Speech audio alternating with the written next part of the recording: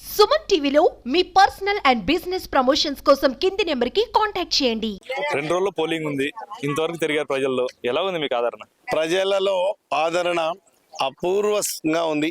వాళ్ళు ఎన్ని బాధలు చెప్పినా ఆఖరణ మేము చేసేది జగనన్నకే అని చెప్తున్నారు. ఎందుకంటే ఆ నమ్మకం అట్లాంటిది. జగనన్న మీద ఇంటి మనుషులు సొంతంగా ఎట్లా వాళ్ళు దానిని బాధలు వెలిపుచ్చుకుంటారో ఇవన్నీ విన్నాను.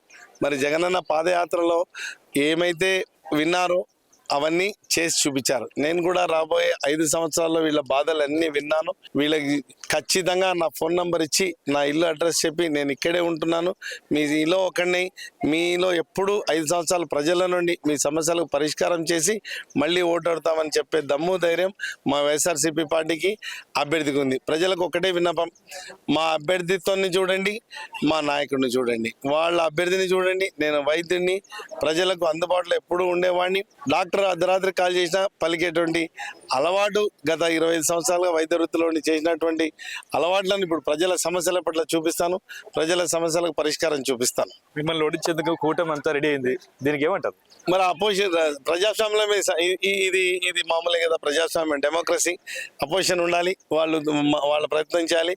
కానీ రేపు ప్రజల యొక్క విఘ్నతకు మా స్ట్రెంగ్స్ ఏమైతే ఉన్నాయో, మేము చేసిన పనులు ఏమైతే ఉన్నాయో వాటిని చూపించి వాళ్ళు నిర్ణయం తీసుకొని మేము అడుగుతున్నాం. కోడుమూరికి మీరు ఏం చేయబోతున్నారు?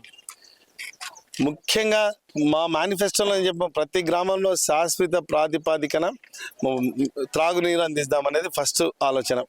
దాన్ని కోడుమూరు అయితేనేమి అన్ని గ్రామాలలో ప్రతి ఎక్కడైతే సమస్యలు ఉన్నాయో కమింగ్ 15 years వరకు ఎలా ప్రణాళికలు రచించాలన్న దాని మీద మేము ఒక విజన్తో ఉన్నాం. తర్వాత విద్యా వైద్యంలో విద్యకు ప్రతి విద్యార్థికి నేను ఒక మెంటర్గా ఉండి, మార్గనిర్దేశకుడుగా ఉండి వాళ్ళందరికీ ఒక మంచి చదువులు, ఎందుకంటే మా జగనన్న ఇన్ఫ్రా చేశాడు. ఈ 5 ఏళ్లలో నాడు నేడు బళ్ళని డెవలప్ చేశాడు, నాణ్యమైన విద్య అందించాడు. ఇది ప్రజలకు అర్థమయ్యేట్లు చెప్పి ఈ స్కూల్లోనే చదువు, ఇక్కడ కనిపిస్తుంది ప్రభుత్వ పాఠశాల, దీంట్లోనే చదవండి.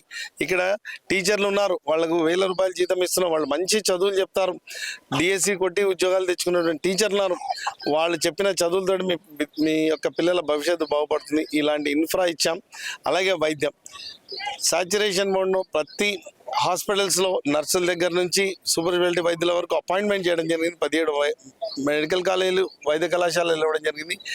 వీటిలో వీళ్లకు ఎలాంటి సదుపాయాలు వాళ్ళు పొందాలి అన్న అవగాహన లేదు వాళ్ళకి. కాబట్టి ఎక్కడైనా వైద్యం అవసరమైనప్పుడు ముందుగా నాకు ఫోన్ చేసే ఈ హాస్పిటల్కి వెళ్ళి ఈ వైద్య సేవలు పొందడానికి నేను ప్రణాళికలు రచించుకొని రాబోయే 5 సంవత్సరాల్లో వీలైనంత వైద్యానికి ₹1 కూడా ఖర్చు కాకుండా వీలైనంత విద్యకు కూడా, అంటే చాలామంది ప్రైవేటైజేషన్ 80% ప్రైవేటైజేషన్ స్కూల్స్ ఉన్నాడు, అక్కడికి వెళ్ళినా అక్కడ కూడా వాళ్ళకు ఎలాంటి కెరియర్స్ ఉండాలని విద్యా వైద్యం మీద, మరి అభివృద్ధి మీద, మౌలికమైన సదుపాయాలు, 3 విద్య వైద్యము మౌలిక సదుపాయాల మీద దృష్టి పెట్టి ప్రజల జీవన ప్రమాణాలు పెంచడానికి ఒక శాసనసభ్యుడిగా నేను వీళ్ళందరికీ మాటిస్తున్నాను. కోడుమూరులో విజయం నాదే అని చెప్పి ధీమాతో ఉన్నారంట, ఎందుకంత ధీమా మీకు? జగనన్న, జై జగన్. మా జగనన్న ఇచ్చిన పథకాలే, మా నాయకత్వమే మాకు శ్రీరామరక్ష. ప్రజలు ఆశీర్వాదం, దేవుడు దీవెన.